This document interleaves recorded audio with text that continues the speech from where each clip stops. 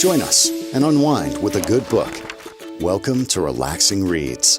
Hi, it's Deb in Halifax. Hi, it's Simone in Vancouver. Hey, it's Tanya in Edmonton. Always a pleasure, ladies. Now, in our last podcast, we discussed Midnight from Amy McCulloch. Deb, can you give us a little synopsis on the book? A once-in-a-lifetime trip to Antarctica to camp beneath the midnight sun becomes a desperate battle for survival against a killer determined to follow their prey to the very ends of the earth. So with 24 hours of daylight, there is nowhere to hide. And Olivia, the main character, has always dreamed about spending a white night on the frigid continent, but never thought she'd have the chance until her high-powered, art-dealing boyfriend, Aaron, decides to stage an exhibition on a luxury expedition, a luxury cruise. And it's kind of like a real-life murder mystery weekend that Olivia really didn't sign up for. No, she did not. This is the perfect time to finally ask the questions we've been wanting to ask to Amy. Hello, Amy. You have Simone, Tanya, and Deb on the line with you. Hi, Hey, everybody. Hi. My gosh, Absolutely you've done it loved again. your. I think All again. Yeah, we talked to you about your book Breathless, which was such a ride, and now this book. My goodness. Well, thank you. Well, thank you for having me back. I'm honestly so thrilled to get to talk to you again. Yeah, we're Oh, my really looking goodness. forward to it. We were just having our discussion about all the little things in this book. So many great themes, so many characters. So, Deb, I'll have you lead us off with our first question for Amy. Sure. And we talk about how it is quite the ride, Amy. You have an amazing backdrop with a locked room mystery, the high seas version, with twists that leave you hanging and pausing on the edge of your seat. So how did it all come to be? The location, both the vessel, the destination, and this intensity of a story? Well, sort of like Breathless, I always tend to draw on kind of the personal experiences that I had. And actually, my trip to Antarctica, which I was lucky enough to visit way back in 2016, that happened all before I sort of kind of changed my whole life around and started mountaineering and going on all these other journeys that I went on. So Antarctica was kind of my entrance way into this kind of adventurous side of my life that I hadn't really explored before. And I had just recently been married, and we decided that we were going to take some time and travel through South America, and it was going to be this incredible kind of once-in-a-lifetime trip. And we were in a hostel in Rio chatting to a bunch of other travelers, and I overheard this couple talking about how they were lucky enough to get a last-minute berth on a ship going to Antarctica. And all of a sudden, I became obsessed. It was the only thing I could think about was, how can I find a way to get to Antarctica? You know, for me, it was a destination I'd never dreamed I could go of. You know, some people talk about it as a once in a lifetime. I never thought I would go to somewhere like Antarctica. It just seemed so, you know, it seemed like it might as well have been another planet. But this kind of window of opportunity opened, and I knew I just had to go for it. So for me, Antarctica kind of represents this real change, this shift in my life. And I knew eventually I was going to return there in story because it is such a remarkable place. But it also was kind of a dark time for me. It was sort of it represented a real turning point because I ended up going to Antarctica on my own. You know, had been traveling with my kind of my new husband, and I was so excited about Antarctica, and he just didn't share that excitement. And it was probably the first time that I kind of looked at him and realized, you know, did I even really know this person, or is this really the person? You know, we'd been together for such a long time, almost 10 years up until that point, but we had kind of left our normal lives behind, and we were on this adventure. And that was sort of when we realized that our paths were just diverging, and Antarctica kind of represented that divergence for me. So it really came at a very sort of, I was traveling to the bottom of the world at kind of one of the lowest points in my life, but I also felt this other sense of kind of this opportunity opening up for me where I thought, actually, this is the direction that I would like my life to go in. And if someone doesn't share that with me, then maybe they're not the right person that I want to spend the rest of my life with. That's so interesting to hear that. And kudos to you for wanting to continue on that path, because I know sometimes when you are traveling with a partner, you kind of have to decide on what's next together, especially if, say, you're on this adventure backpacking through Europe. So have you always kind of been spontaneous? Like, I think that's the beauty of travel. You might have a plan and then you hear of somebody doing something else and then you pivot your plan. Has that always been something you've done, or was this kind of like the gateway to that? Yeah, I think I've actually always been a planner, sort of the organizer planner of my kind of partnerships, or in my life. I've always taken that on. And I think this was a bit of an opportunity. You know, I just sort of thought, I'd heard about this opportunity that you could kind of get on a last-minute ship if you happen to be on the area and there was space. And I contacted a company and they said, yes, we've got a place for you if you can get here, you know, the next day or something. So it would have involved changing our plans quite dramatically. So in a way, I kind of understand why someone might be reluctant to kind of change a plan that we've had. But for me, it just felt like such a unique thing to do, and something that was worth kind of throwing everything out of the window for, you know, an adventure worth jumping on. And that was probably quite out of character for me. And so it's sort of not a surprise, really, looking back on it, that caused some conflict in the relationship, because that wasn't in our original plan. You know, that was something that was just thrown at me, and I thought I wanted to grab it by both hands, and he didn't. And you know, in a way, it's sort of like fair enough. And he said, you know, if you really want to do this, you go ahead. I'm going to stay and kind of follow the itinerary we had planned. And we met up again afterwards, and you know, continued the original trip that we had. But in the kind of back of my mind, I was always just thinking, you know, I wish that I was with someone who would take that leap with me.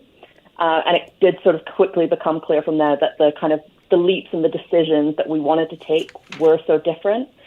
And I think when you have an experience like that, it kind of rooted within me, and it also reaffirmed the fact that, you know, I wanted to be on a different life path. I wanted to see the wonders and the beauty of the world that was out there, and you know, I needed someone who wanted to do that with me, or I needed the opportunity to go out there and do those things by myself. And you know, that's always for me where story kind of comes from, is those experiences, and it's kind of extrapolating those what ifs to an even greater extent. You know, I ended up on a ship to Antarctica all by myself. Kind of looking back, there's a scene where my main character, Olivia, who also ends up on a ship to Antarctica by herself, kind of looking back as the world as she knows it is kind of, you know, she's sailing away from that point.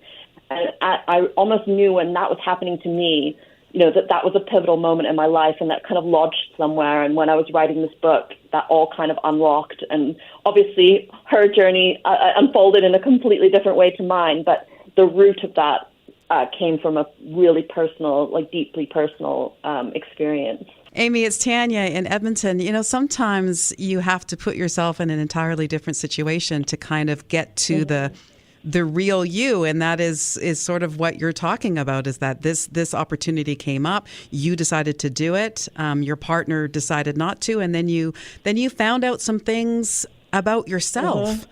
And it's like, why is it that we have to get into these extreme sort of situations before we actually kind of sit down with ourselves and have that conversation? I mean, you were on a ship, you know, going through this crazy passage, and that all of this stuff kind of came up for you. Yeah. You know, it's sort of like, I know that we've kind of built this comfort zone around our lives, this routine that we followed. And I do wonder, you know, if we had never kind of made that leap, if, you know, how things would have turned out differently. But it is that kind of shock to the system, that pushing my personal boundaries and getting out of my comfort zone that really made me evaluate the important things in my life. And I think that is sort of like, it was a kind of an awakening moment for me, this trip to Antarctica.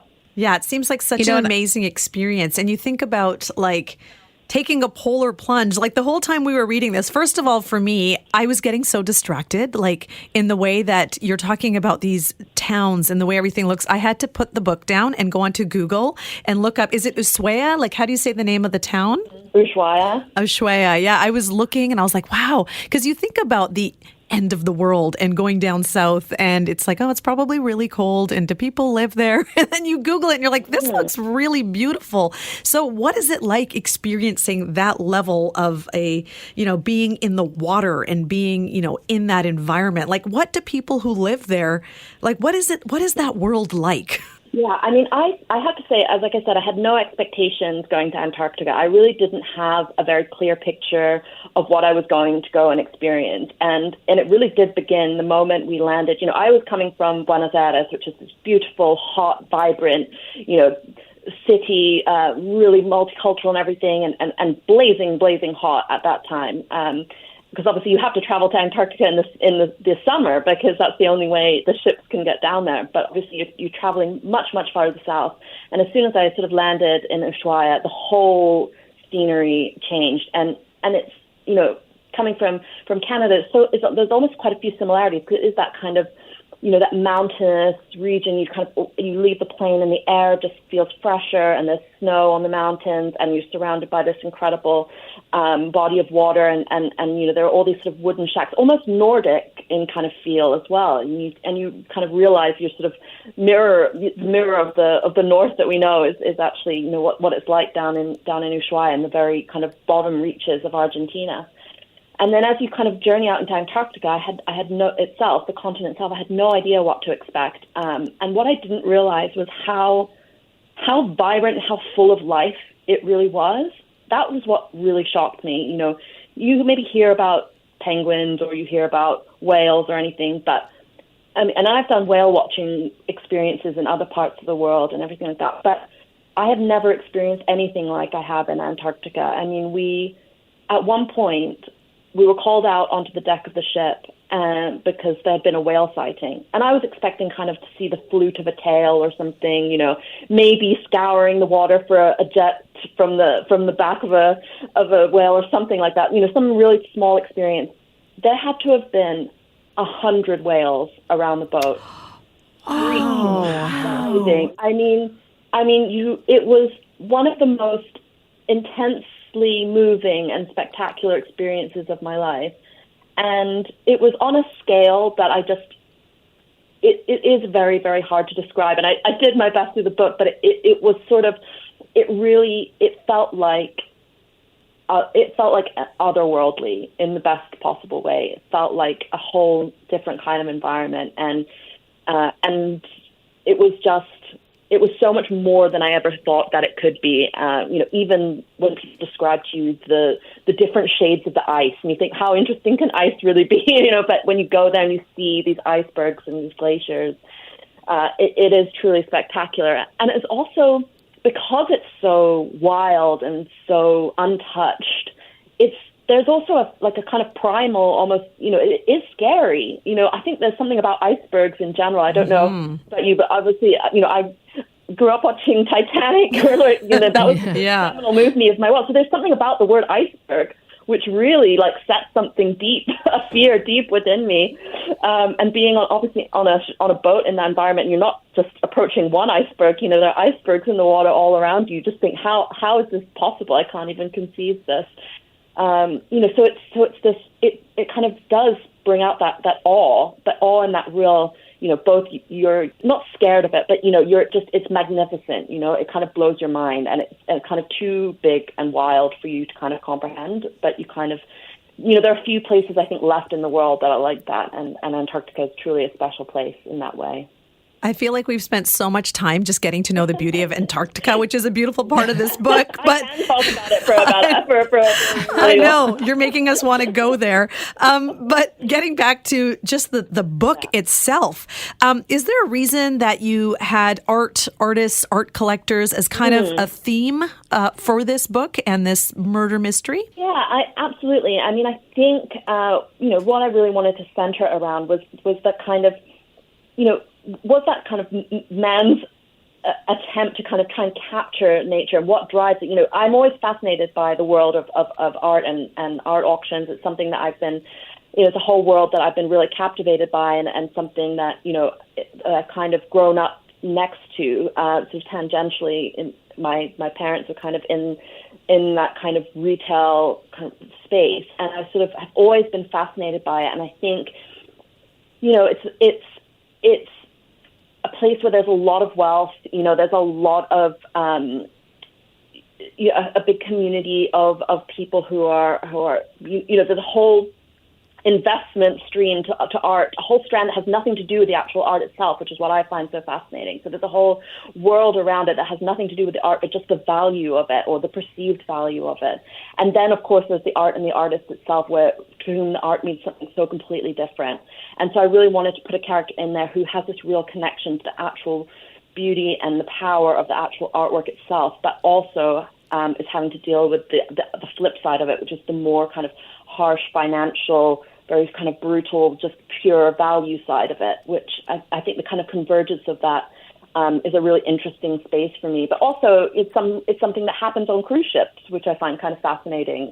These art auctions, it's one of the places, cruise ships are one of the places where this is happening, and part of that is international waters and the beauty of a captive audience and all of that kind of thing. So that really fascinated me as a kind of unique part of art, the art world that you don't really hear that much about.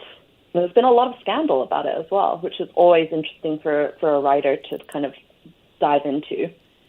That was one of the things, the art thing really appealed to me, Amy. And I've always been, we're all artists in some, we're artists and how we approach radio, and you are a writer. And I always thought it was heartbreaking how the wealth part of art, collecting art, putting art away in a safe or something, and nobody ever sees it. I mean, I always think about the artist, like the artist is putting out is their thoughts, right, on whatever medium they're doing, and then to have somebody buy it just because they can afford it, and then to put it away so that someday in 10 years it accumulates to this enormous value, and then they sell it. And I always think of art as just, I want art on my walls. I want to feel it. And I think it's such a shame that, sometimes the people who can afford it, not all of them put it away, but a lot of them do put it away because it's just an investment, It's just kind of sad to me. Commodification of it.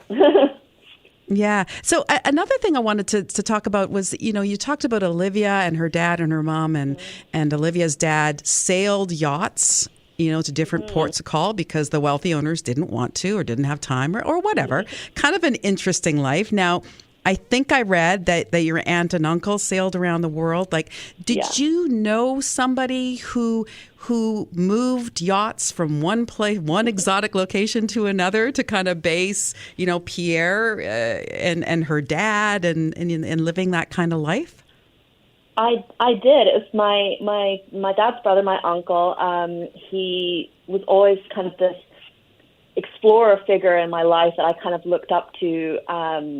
He's 15 years older than my dad, so he was always sort of this kind of enigmatic figure, I suppose. And he was an airline captain for Air Canada for a long time. But when he retired, he sailed yachts. That's what he did. And he did this thing where he would transport yachts from the Mediterranean to the Caribbean and from LA across to the Polynesian islands. And he wrote his memoirs, which were so incredibly fascinating when I got to read them, and detailing his voyages, some of which were ocean crossings that were done solo. And to me that sort of blew my mind that he had put himself through that, and what you have to endure to sail a vessel through an ocean on your own. I just couldn't really conceptualize that. So reading his experiences and then talking to him about it afterwards, he's definitely a huge inspiration for me in my life, and probably my closest sort of explorer spirit in the family, because my parents don't know where I've got it from. Neither of them. There are also so many great characters in this book. I loved the cabin mates.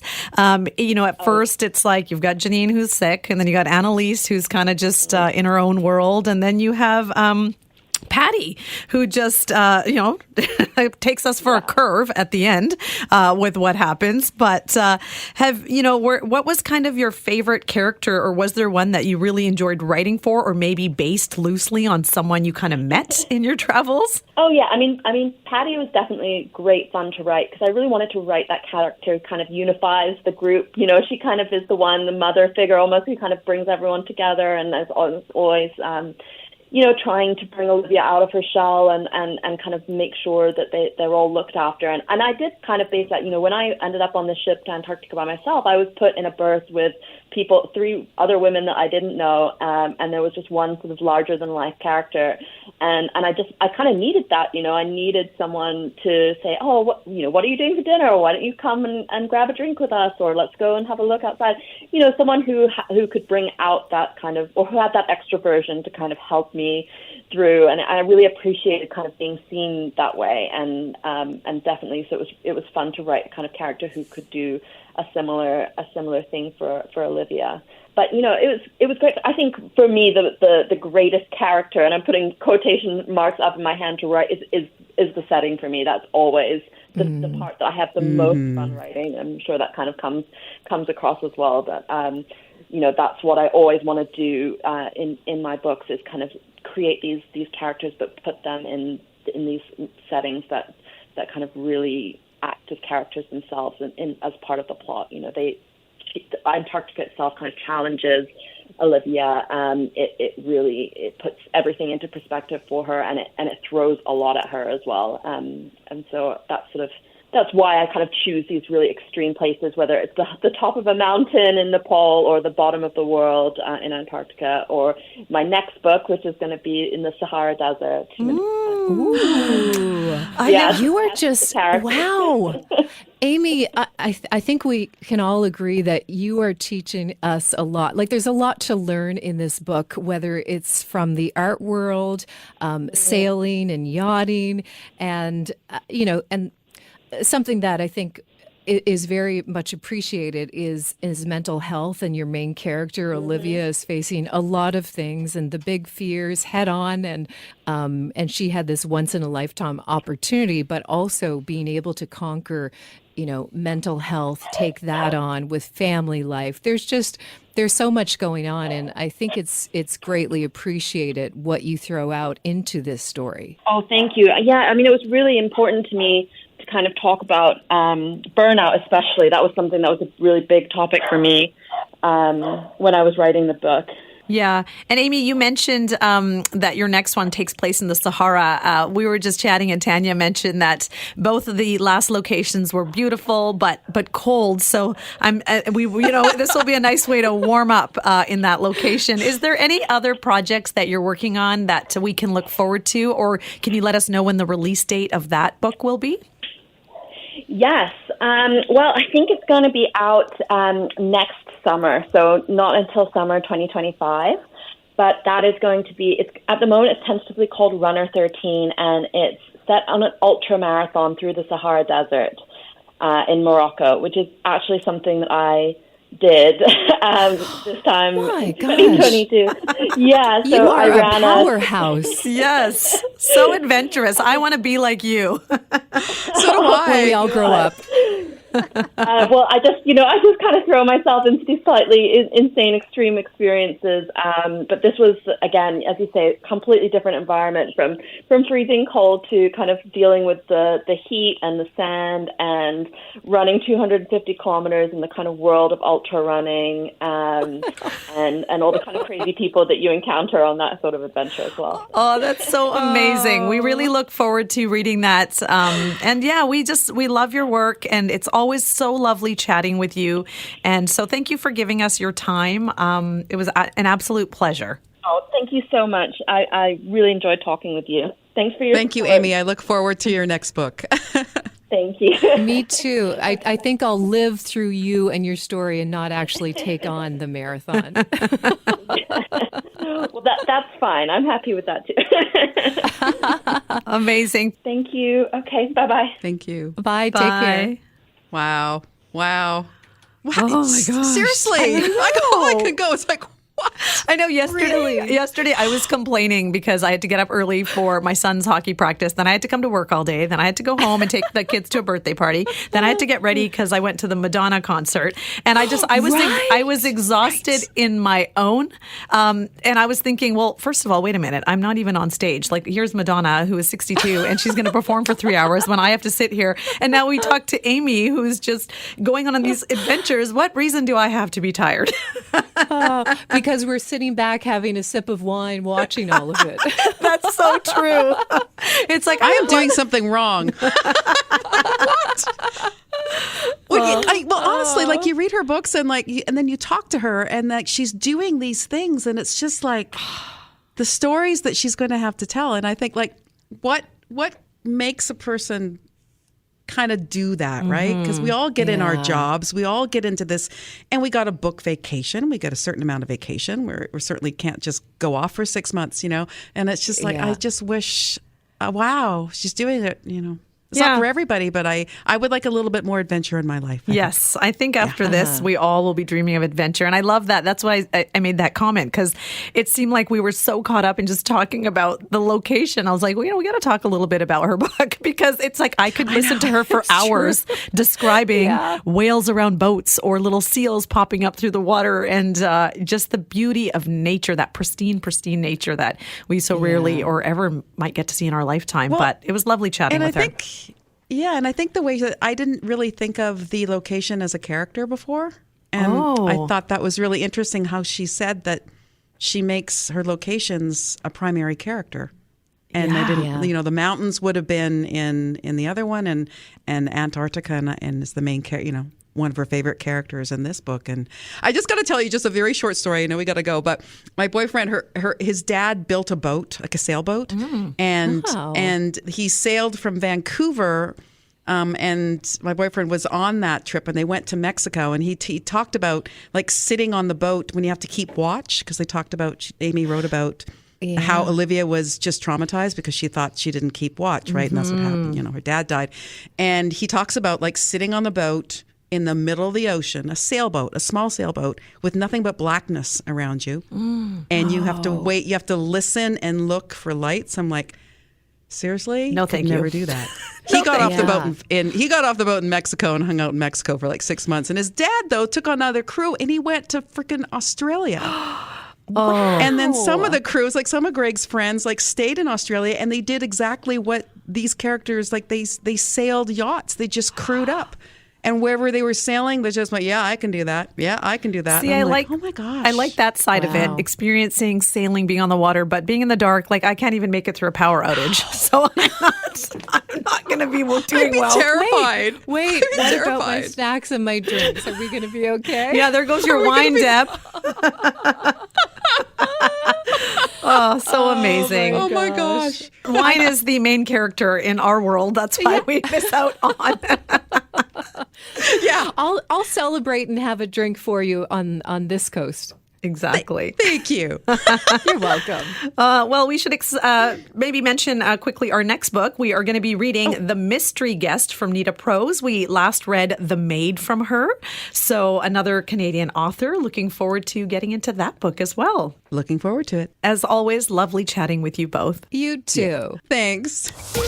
Thank you for kicking back and relaxing with us. We hope you'll join us again on Relaxing Reads.